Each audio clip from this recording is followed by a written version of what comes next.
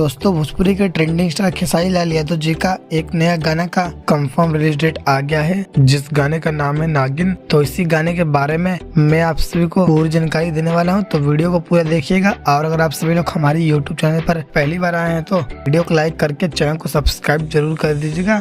तो सबसे पहले आप सभी को बता दें कि खेसारी लाल यादव जी का ये गाना नागिन, इस गाने को लिखे हैं अर्जुन और इस गाने को संगीत दिए हैं आर्या शर्मा और इस गाने को गाए हैं भोजपुरी के ट्रेंडिंग स्टार खेसारी लाल यादव और साथ ही खुशी कक्कड़। और इस वीडियो गाने में नजर आएंगे भोजपुरी के ट्रेंडिंग स्टार खेसारी लाल यादव और श्वेता शर्मा। तो चलिए दोस्तों आप सभी को बता दें कि भोजपुरी के ट्रेंडिंग स्टार खेसारी लाल यादव जी का ये गाना नागिन, इस गाने को आप सभी के बीच कौन सी यूट्यूब चैनल पर रिलीज किया जाएगा।